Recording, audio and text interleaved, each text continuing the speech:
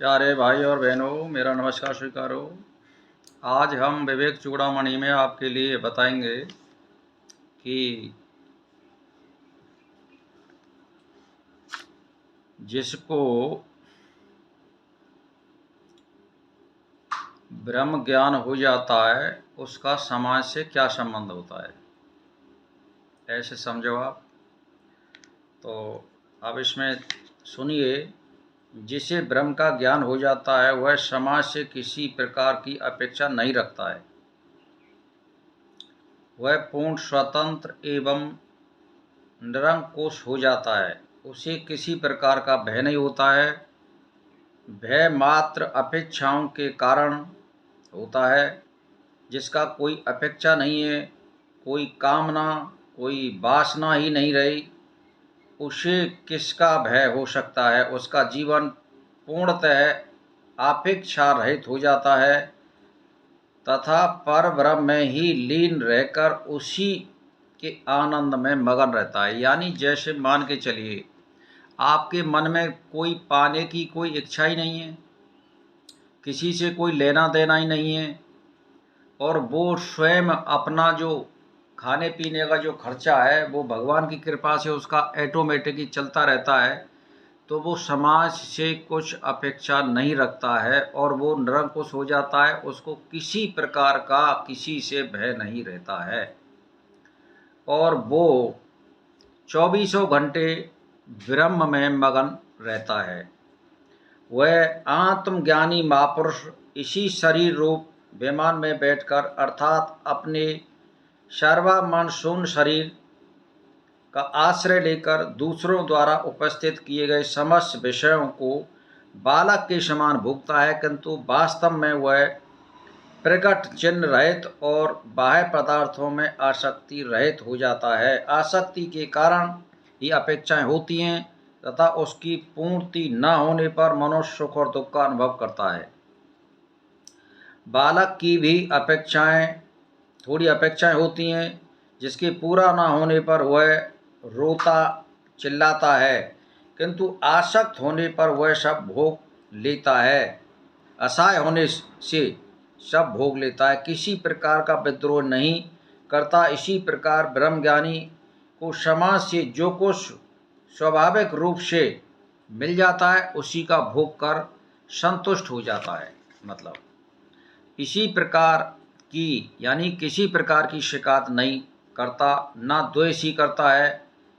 उसकी बाह्य पदार्थों में कोई आसक्ति नहीं होती है। यानी जिसको ब्रह्म का ज्ञान हो गया, जिसको ब्रह्म का प्रत्यक्ष हो गया, जिसको आत्मा का अनुभव हो गया, वो मनुष्य कभी भी किसी से कोई इच्छा पाने की नहीं करता है और ना वो अपने को अहंकारी समझता है, ना वो तुच्छ समझता है, ना वो धनवान बनना चाहता है, ना वो गरीब बनना चाहता है। उसे कोई लेना देना नहीं है। वो अपनी साधना में रत और ब्रह्म में लीन रहता है। उसका मतलब ये होता है। आत्मज्ञानी केवल अपने चेतन स्वरूप में स्थित ही हो जाता है। वह समाज के किसी प्रकार के संयम, नियम, बंधनों से स्वतंत्र हो जाता है। वह अपनी इच्छानुसार इस भूमंडल पर विचरण करता है। व्यक्ति की जब तक समाज से अपेक्षाएं होती है तभी तक वह समाज के बंधनों को स्वीकार करता है। मुक्त पुरुष इस सब बंधनों से मुक्त होकर अपने ही अनुशासन में रहता है। यानी मान के चलिए, मैं आपको उदाहरण देता हूं कि हमारे देश में, भारत में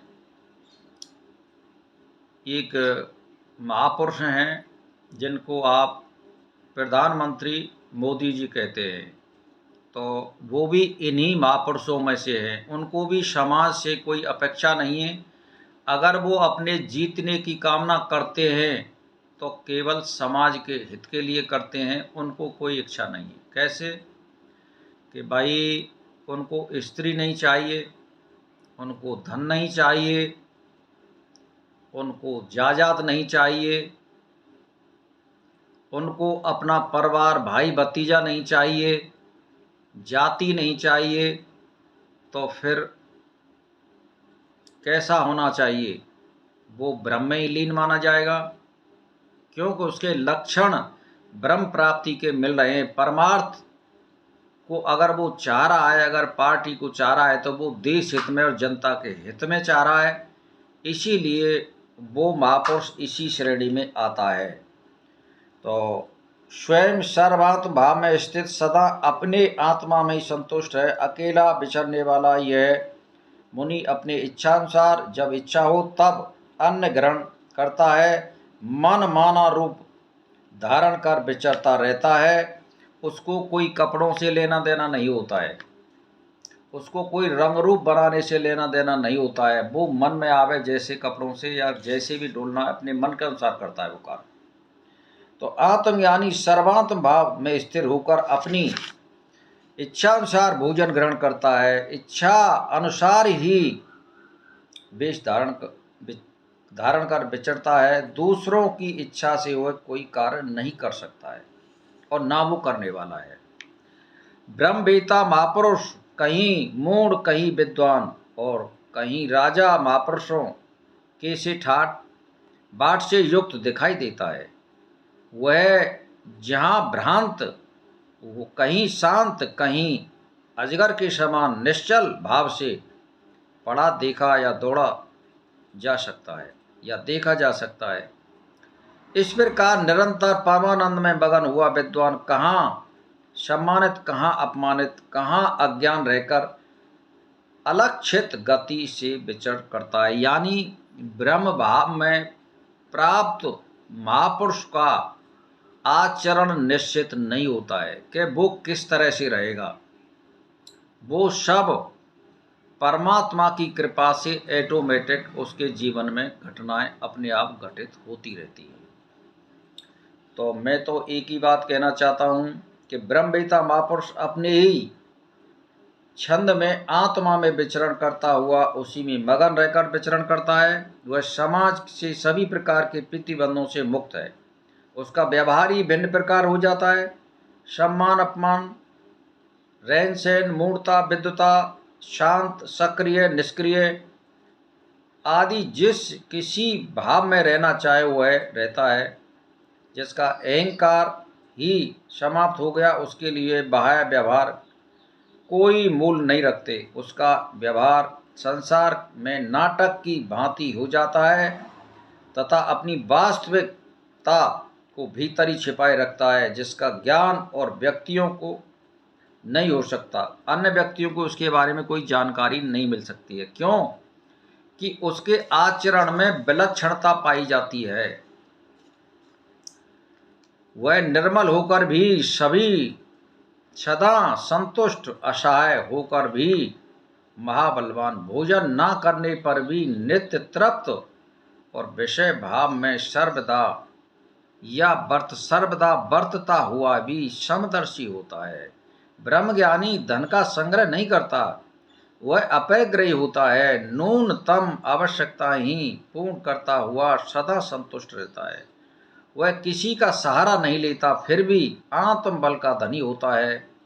भूखा रहने पर भी नित्य तृप्त रहता है। इंद्रियों के स्वाभाविक विषयों में वर्तता हुआ भी अपेक्षा रहित होने से समदर्शी होता है, समदर्शी।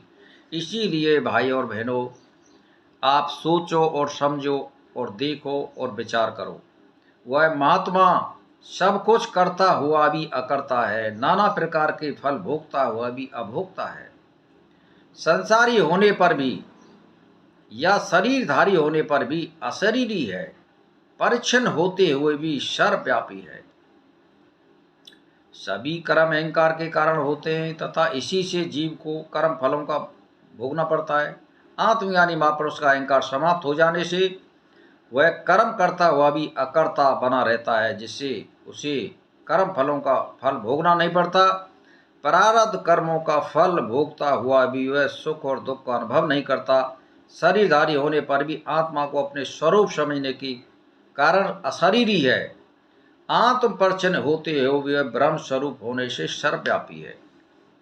तो इसीलिए भाई और बहनों, मैंने थोड़े में ही आपको ज़्यादा बता दिया है कि आप समझ लो कि आज का जो विषय है वो मैंने बताया है कि ब्रह्मवेत्ता का समाज से क्या संबंध रहता है। तो आज के टॉपिक को हम यहीं पर समाप्त करते हैं। मेरा नमस्कार स्वीकारो।